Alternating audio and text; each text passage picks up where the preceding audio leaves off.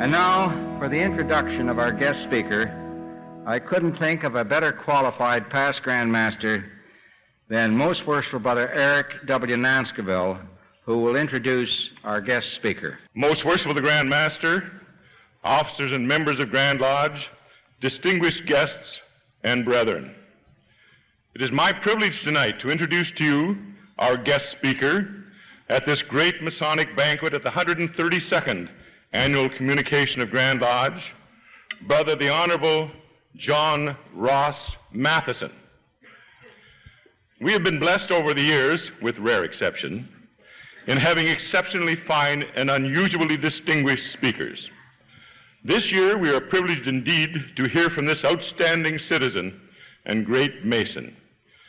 Having read his curriculum vitae in preparation for this introduction, I am absolutely amazed that any one man in his lifetime to date could have accomplished so much, held such a high position in many diverse fields, and contributed as much to all of these. In the first place, Brother Matheson is a judge. I have always held judges in considerable awe, perhaps more so than those of you who have had more to do with the law and possibly on the other side of it. His given names, John Ross, are the same as the late Most Worshipful Brother John Ross Robertson, who was a highly esteemed Grand Master of this Grand Lodge in 1890 and 91, and whose books bequeathed to our Grand Lodge formed the nucleus of our Grand Lodge library. Our speaker was educated at Queen's University, Osgoode Hall Law School, Mount Allison University, and the University of Western Ontario.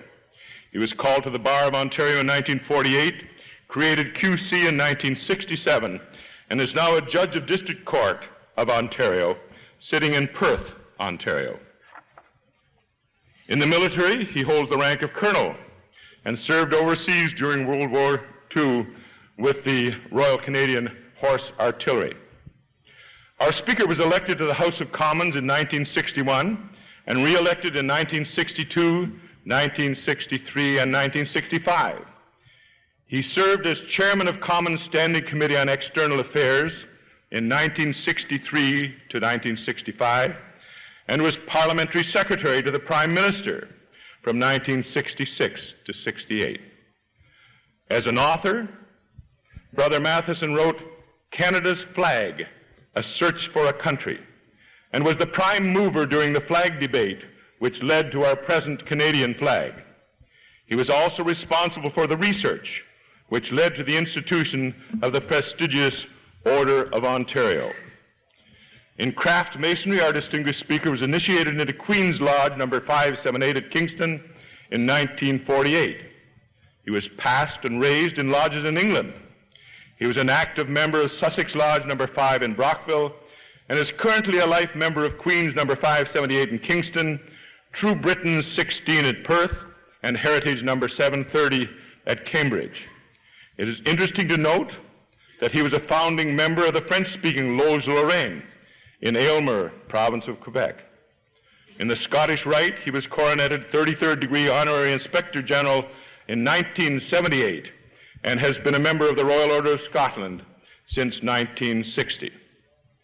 In the York Rite, he presided as preceptor Gondomar Preceptory in 1959 and 60. In the Red Cross of Constantine, he currently holds the Grand Office of Right Illustrious Junior General and is involved in the activities of the Shrine as well.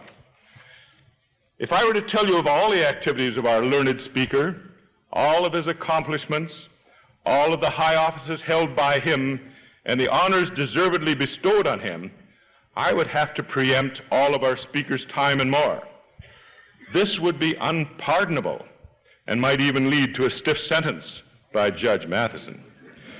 So may I present to you this judge and parliamentarian, high-ranking military officer, author, and very active Mason, brother and colonel, the Honorable John Ross Matheson. He's I think, the St. Francis of Freemasonry.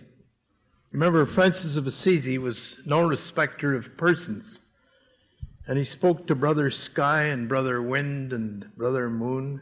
He took time to hear what Brother Cricket had to say. Tonight he has invited Brother Fieldmouse to address you. And as a matter of fact, I'm standing on a box. There's a parable in this. I recall an evening in April when the Grand Master and his entourage of Grand Lodge officers dedicated the new temple in Brockville. And when the ceremonies were concluded, the Grand Master drew into the parade the junior brother present, who was wearing an apron of an initiate. Now, the same charity is indicated tonight, and I thank you very much for this very wonderful privilege of being with you. After 47 years, I won't say distinguished, but a side bencher, I know that there are those who rule and those who obey. But there's no audience anywhere in the world that I would be more privileged to speak to. Now, speech is a challenge. One can try too hard. I remember one such address. It was in a maiden address in the Commons in England. There was a member who had tried to contain all the noble thoughts and aphorisms that he had been able to accumulate in 4 years at Oxford, and his maiden address was this effort. Churchill was asked to comment. He said, a remarkable speech, an unusual speech. He said, this speech contained all the cliches known to the English language, save for do not flush while in station. Now, I want, my dear friends, to avoid the frills and the funnies and get to the point of what I am seeking to speak to you about. Freemasonry, I think, is not for everybody. It is primarily for the minority who stand resolute for brotherhood in a new era of intolerance, and for those who are committed to search for what is better in a society which is tending to lose faith in the future.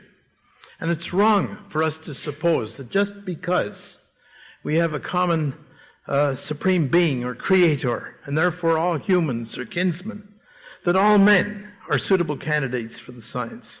Only a handful of people, actually, would ever presume to put themselves forward for moral leadership.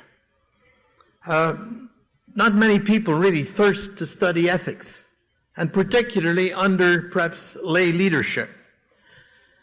And many people have really no taste, no aptitude for analogy or metaphor. Actually, put bluntly, Freemasonry is elitist. Now, each of you here present knows the prodigious effort that is required to progress proficiently through the chairs. Only a very few people are prepared to give the investment of their life, so much of themselves, as people are in this audience tonight. Superb ritual is memorable, but what a devotion it calls for. I remember in I think it was perhaps 41, witnessing a lodge in Lochalsh in Scotland, where the chairs were manned by older shepherds and crofters whose sons were away to war. I was passed and raised in England. I'd been initiated in Queen's Lodge while I was at Petawawa in 1940. But overseas, the visitors were senior officers from the Royal Navy. Now, that degree was performed with such perfection and feeling as to render it entirely memorable. Those men epitomized true and worthy workmen and proved the power of pageantry. The drama was their statement about life and death. And we've seen much the same, I think, from time to time with the superb teams that we've seen. I think of particularly the RCMP teams that simply have sent Masons away, fortified and resolved with new purpose. My father was for some years, 11 years, principal of Emmanuel Theological College, and he regarded prolonged Masonic research to be essentially the equivalent of a doctorate in the humanities. In a chaotic world haunted by absolutes, we know the dangers of spiritual and political extremism. We hunger for a kind of healing to bring harmony out of discordant interests and ideas. Masonry is for those who are capable of seeing holistically one race, the human race, for those who are prepared to live and strive to the end that hatred becomes a spent force. Charles Péguy, who perished at the very opening years of World War I, French serviceman, summed up our entire philosophy in this one utterance. He said, God himself hopes for and in man, and has placed his eternal hope in man's hands, and given to him, along with the gift of liberty, the terrible power of frustrating or achieving the purposes of divine love. Masonry places great emphasis upon freedom, and has been in the forefront of all the movements of liberation. Canada's Charter of Rights and Freedoms had as its genesis the 1960 Bill of Rights of our brother John Diefenbaker, a passionate exponent of freedom. Many determinist scholars, Marxist or Freudian, simply don't believe very much in human freedom. They see little real choice in life, and without choice there can be no morality.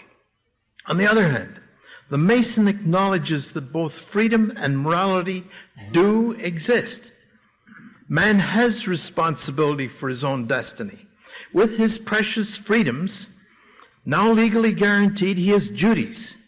These are to be found not in law books, but lodged in people's minds and hearts, and to be seen in daily living. For, my brethren, unless the lessons learned in lodge are recreated into life, Masonry is a sham. 20 years ago, the Right Worshipful Brother, the Honorable Donald Fleming, addressed the problem of declining numbers, something we heard about today. He noted similar trends in churches and service clubs. He attributed this to faster pace of life, cottage retreats, television, and so on. Fleming stated, "This order is more than statistics," and I couldn't agree more. There is dignity in the intimate lodges which continue to exercise a sustaining moral influence. Masonry serves as a remnant to society. Discussing the Masonic setting in that centennial year, now that's 1967, Donald Fleming said, "There has been no evidence of a loss of confidence in the ideals and teachings of Masonry." He was very jealous, of course, of the reputation of the craft. And he recognized then, 20 years ago, no diminution in public respect despite a drop in numbers. However, 8 years ago, here at the Grand Master's Banquet, Fleming discussed the judgment of what he called a critical, skeptical, and indifferent generation. And he observed, "Today there are many hands that are ready to write epitaphs on the wall. It seems to give some great satisfaction when an institution like ours is weighed in the balances and can be pronounced wanting." My brethren, since then, the attacks have increased. There is more graffiti on the walls. Let us examine this phenomenon and consider why. Let us ask if there is something that we might do to add vitality to this beautiful institution that has enriched the lives of us all. In 1968, I was appointed one of Her Majesty's judges, and a colleague said, "John, I suppose now you will resign from the Masons." I responded that more than ever I was determined to prove worthy of my Masonic obligations, and that I would try my very best to act justly, love mercy, and walk humbly. You may approve of my answer, but please bear in mind that it is of fundamental importance that justice should not only be done, but manifestly and undoubtedly be seen to be done. Also note that in legal trials and inquiries within these last years, particularly the last 3 years, in Ontario, Western Canada, and the Maritimes, there have been a succession of attacks with respect to judges and juries in relation to Masonic membership. These attacks make damaging headlines, but more important, they compel us to ask, are we what we claim to be? After being sworn in as a judge in 1968, I was invited to speak to the Knights of Columbus. I was not well briefed as to the importance of this assembly, And on my feet, I informed the audience that I had changed plans and I was going to talk on a theme that I had spoken about generally some weeks before, a past district deputy's banquet. I spoke partly in French. Now, the heartwarming reception was confirmation that we are not alone in our prayers and aspirations. The Masonic doctrine is universal brotherhood. In nearly 5 decades, that is all I have seen. I was initiated in 1940, and I've observed, as a side venture, I've observed Masonry in its various facets in different countries. And I've never seen anything other than that doctrine. Masonry is nothing to hide, and it is much to affirm openly. One might, of course, suppose that a charitable institution whose origins hark back to the springtime of the world, to the very dawn of time, whose spirit is to unite, and though religious in character espouses no creed and permits no discussion of religion or politics, would commend a very wide acceptance. Everyone knows by now that save for modes of recognition, there are no Masonic secrets. 50 years ago, Lauren Pierce from Toronto wrote, "The secret of Freemasonry is that there is no secret." Now, I would qualify this a bit and put it, what secret there is for each man to discover for himself. This is good reason for the caution against solicitation. Freemasonry is essentially a search for truth, which implies openness of mind and a desire to grow. This requires a perfect freedom of inclination. Within Freemasonry, there can be no dictation, direction, and even guidance concerning beliefs. The search for the true secrets is ongoing, continuous, and entirely personal. If a Berlin Wall exists between us and others, it is not of Masonic construction, and we would destroy it if we were able. Masonry is open to those who believe in God by whatever name he is summoned, and in morality. It aspires to overturn barriers and leap over the frontiers. And we remember the trowel. I was in Michigan Lodge a few weeks ago. A common instrument of labor they were describing, the trowel, which by spreading cement unites a building into one common mass. See, we seek unity not in any belief system, but rather in mutual trust, respect, affection, and forbearance. I said Masonry is for those committed to a search for what is better in a society losing its faith in the future.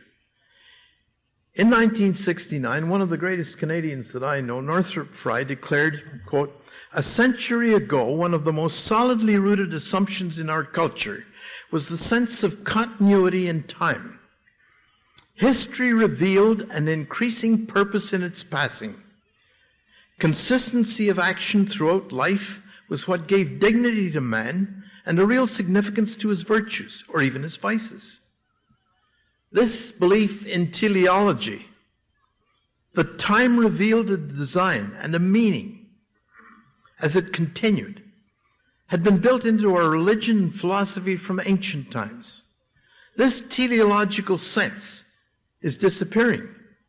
This loss of the sense of a future implicit in the present has naturally created a panic or latent hysteria, the future being feared in proportion to its meaninglessness. Now, I heard Northrop Frye say that in Kingston. The historian H.A.L. Fisher could discern no plot, no rhythm, no predetermined pattern in human affairs. He saw only the play of the contingent and the unforeseen, just one damned thing after another. As noble a philosopher as Canada's George Grant laments the loss of our security of the past and questions the assumption of human progress. He has confidence in the Creator, but he entertains grave doubts about the creature. The Mason is rather old-fashioned, believing that he is in a pilgrimage under divine auspices. Despite the barbarism of the 20th century, he still thinks in terms of continuity. He refuses to abandon hope. Walter Mortlock has delivered, most worshipful Brother Walter Mortlock, has delivered a series of inspired addresses on the reality of progress, man's insatiable search for what is better, humanity's inherent craving for perfection. You see, the Mason prepares for the long home from whence he came. And the text that I most love, it was my grandfather John Matheson's last sermon after he lost 2 sons in World War I, just before he died.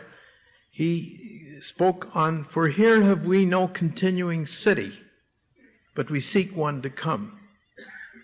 I wear on my lapel the forget-me-not badge of a brother who sat in lodge in Germany.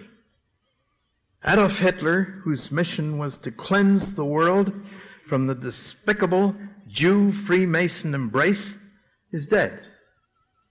His credo was discredited, although the atrocity and hate literature trials in Canada keep alive the obscene terrors of the past. At Bergen-Belsen, I memorized those extraordinary words of the child Anne Frank before she was murdered. She wrote, "I believe there is some good in every human being." Bless her. May we never betray that conviction and pray that evil such as befell her shall never find lodgment again on planet Earth.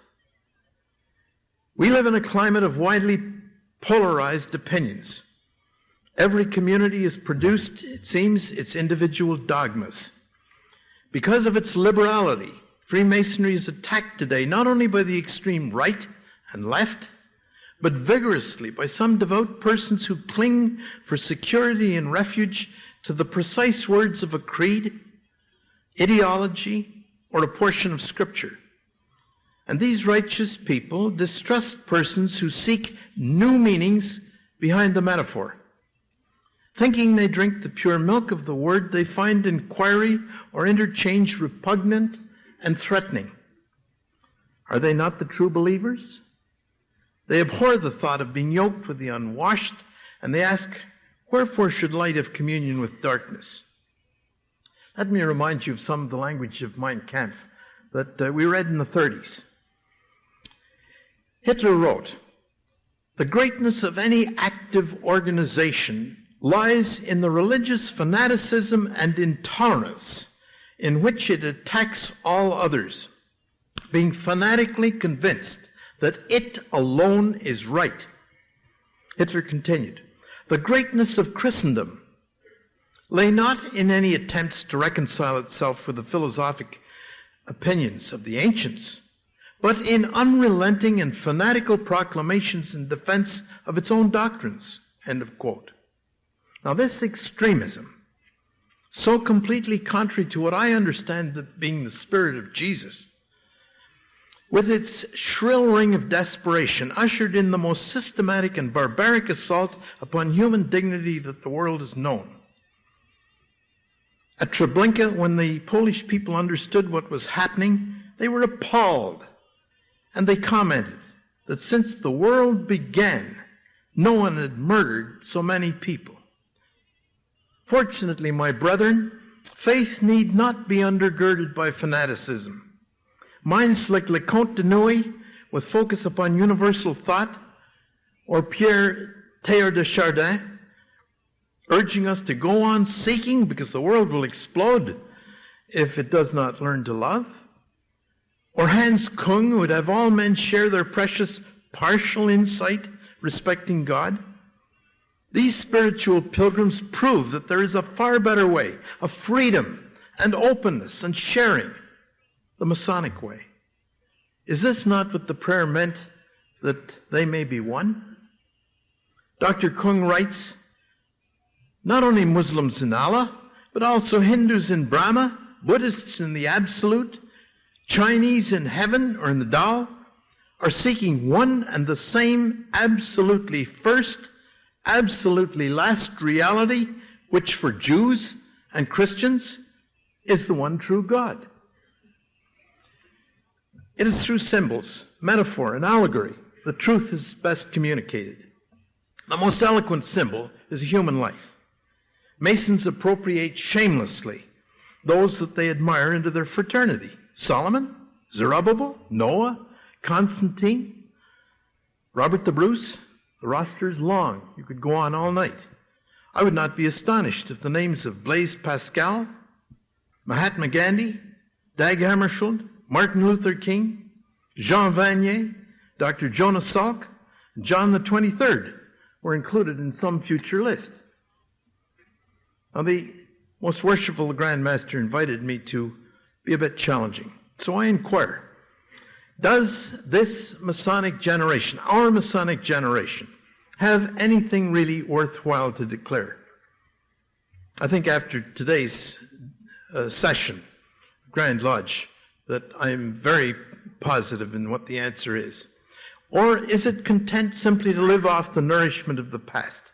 We know that in the 17th, 18th, and 19th centuries, there were very rich contributions to the mystic art as a speculative science. But when one thinks of the advances that have occurred in the 7 decades of my lifetime, in medicine, science, art, music, law, and engineering, even in theology. I was checking the address of Most Worshipful Brother and Dr. Eric Nanskeville. And he told us 5 years ago that medical knowledge doubled every 10 years. The danger is, what recreation has occurred in craft Freemasonry in my lifetime, for example? If we tend only to worship the words, the mere ritual, the meaning escapes us, and we relegate Freemasonry then to the cultural archives or the museum. Only, I think, by constantly rewriting these ancient truths into relevant contemporary form do we keep them dynamic. Remember that the great mythologies, plots, themes of the ancient world, the classics, the lively oracles of God, the Bible, the works of Blake, Milton, Shakespeare, and Shaw have been reworked literally hundreds of times. And through all these recreations, they have flourished. Consider, for example, how many symphonic orchestras around the world have rearranged Beatle music within the last 20 years. How often the great ballets have been re-choreographed. There is no jurisdiction of which I am aware anywhere better equipped to usher in a rich renaissance of Masonic music, literature, poetry, drama than this one here, had we only the desire. In our computer and space age, we hunger for new and apt metaphors. We might, for example, author our own Charter of Duties and Obligations, lest Canadians focus unduly upon rights and freedoms. Why should we not underwrite new recordings of the Masonically inspired music of our departed brethren Mozart, Mendelssohn, Sibelius, Beethoven, Haydn, and Wagner, and where more tastefully than in Toronto? My brethren, it was with Masonry as model that I developed the idea for an Order of Canada during the years before Canada's centennial. A constitution and a flag appeared to be insufficient. What was needed was living example of great citizenship. Masefield once said, "Patriotism is not a song in the street and a flag flying from a window, but it is a burden to be borne, a thing to labor for and to suffer for and to die for." The jewel of the Order of Canada was developed from the motif of the snow crystal, each geometric hexagon unit perfect and entirely unique. My draftsman on design was Flight Sergeant Bruce Beattie, who first saw Masonic light in Lorraine Lodge in Metz, France in 1961. The scriptural foundation is from Isaiah 55, where it refers to the snow from heaven, which watereth the earth and maketh it bring forth and bud. And the theme of the whole chapter is the surpassing bounty of God. For motto, I selected Hebrews 11:16, desires of a better country. In Latin form, desiderantes meliorum patriam. The verse reads in full, but now they desire a better country, that is in heavenly. Wherefore God is not ashamed to be called their God, for he hath prepared for them a city. You Canadians here present may remember the shock and anguish of Mr. Pearson, my chief, after he misdirected the press gallery to Hebrews 12:16, which warns against fornicators and profane persons such as Esau, who for one morsel of meat sold his birthright. Now, addresses at Grand Master's Banquet I find frequently contain verse, and I've included one small sonnet of my own. Wolfe and Montcalm, you will recall, were Freemasons. The stone spire beside Dufferin Terrace in Quebec, bearing the two names, was erected by brethren of a Quebec City lodge, which was formed by Lord Lovett's Fraser Highlanders, those who were chosen by Wolfe to scale the heights in 1759. The monument, like the great Washington Memorial, is symbolism at its best, a lesson in love. This is my little sonnet, Wolfe Montcalm Monument. Valiant souls were raised from bloodied earth, of battlefield to grand orient on high. Wolfe and Montcalm were warriors of worth, each for his country, reconciled to die. These heroes patronized the mystic art with square and compass, level, plumb, and plan, aware that brethren cannot live apart from duty, sacrifice, or rights of man. Masons built a monument of stone to signify the loss, two enemies, alas, to show a brother need not lie alone. It towers above the reconciling grass. From the conflict came this certain good, a kindly nation pledged to brotherhood. My brethren, before leaving my home, where only I think the most worshipful Brother Howard Polk would know, Rideau Ferry, which is a stone's throw from Otter Lake and his mother Otter Lodge, I had a phone call from our most worshipful and beloved brother, Right Reverend Dr. William L. Wright. And any call from the Sioux, from that soul, is like a benediction.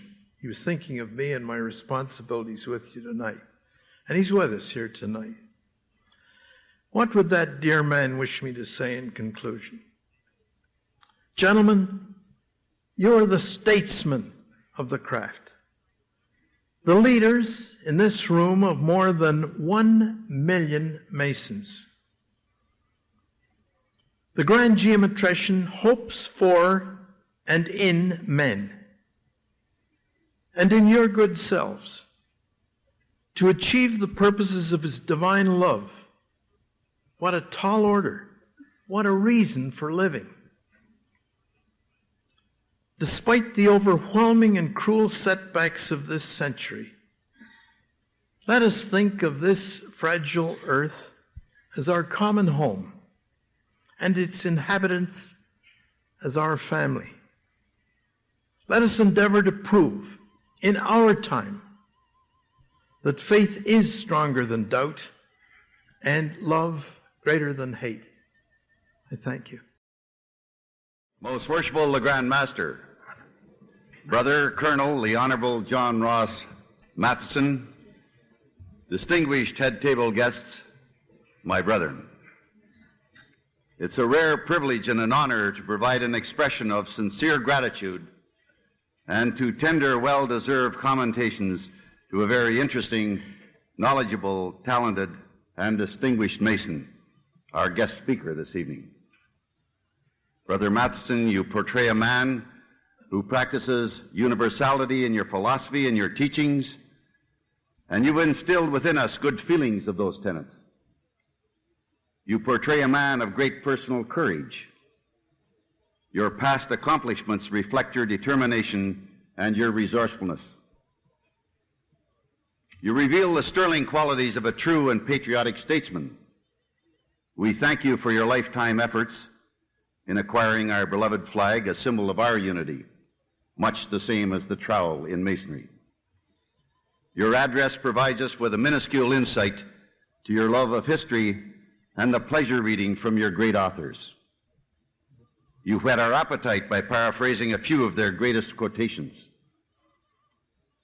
It was a revelation to many that masonry was a model as you worked so diligently developing the idea for the Order of Canada. You leave us with effervescing thoughts to take home to our respective lodges and our grand lodges. And you leave us with an excitement of hope, and we thank you.